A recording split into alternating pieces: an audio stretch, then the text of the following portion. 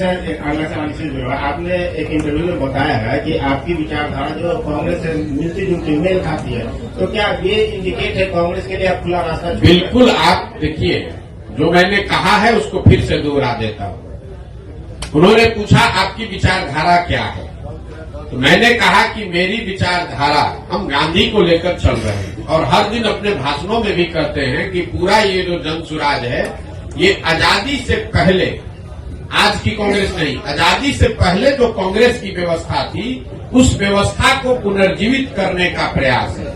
जहां दल जो है वो किसी व्यक्ति विशेष का न हो, किसी जाति का न हो, किसी परिवार का न हो।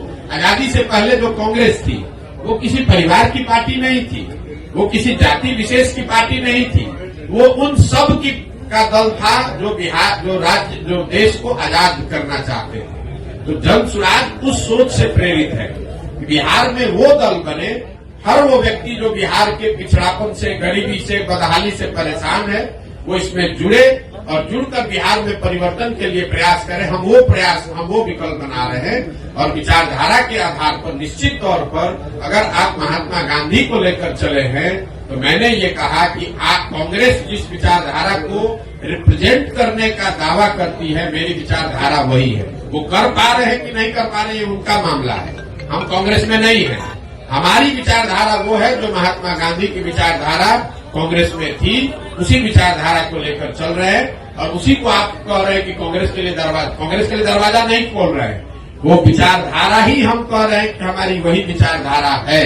महात्मा गांधी की जो विचारधारा थी, उसी विचारधारा से प्रेरित होकर इस व्यवस्था को बनाने का प्रयास है और उसी विचारधारा को कांग्रेस या उनके साथी दल उस विचारधारा का प्रतिनिधित्व होने का दावा करते हैं। उस नजरिए से आप कह सकते हैं कि मेरी विचारधारा उनसे मिलती जुलती हो सकती है या उनके करीब हो सकती है।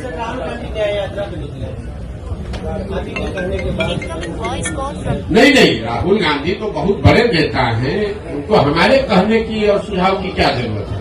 बहुत पहले भारत जोड़ो यात्रा उन्होंने किया है और शायद अभी बस से, और पद यात्रा तो नहीं करेंगे जो अभी कल हम लोगों ने मीडिया में पढ़ा, शायद अब वो बस से या गाड़ी से पूरब से पश्चिम एक यात्रा कर रहे हैं। तो मुझे मेरी ओर से उनको शुभकामना है, मैं उसमें क्या कह सकता हूँ। अभी आपने प्रश्न कहा कि हम चुनाव में लड़ेंगे, मैंने ये नहीं कहा। जो लोग ही लड़ेंगे, मैंने, देखिए, आप लोग बात को इधर से उधर घुमा देते। मैंने कहा कि जब जन सुराज दल लोकसभा से पहले है नहीं, तो जन सुराज दल तो चुनाव लड़ नहीं सकता है। लेकिन जन सुराज से हर जिले में जहां पदयात्रा हुई है, ये संख्या आपको बता दूं, करीब 55 से 60 हजार लोग इस परिकल्पना से जुड़कर इस दल को बनाने वाला बनना चाहते हैं। तो हमने उनको ये कहा है कि अगर आप जन सुराज से जुड़े हैं, आप 60,000 लोग बैठ के निर्णय लीजिए कि दरभंगा में चुनाव लड़ना है कि नहीं लड़ना है।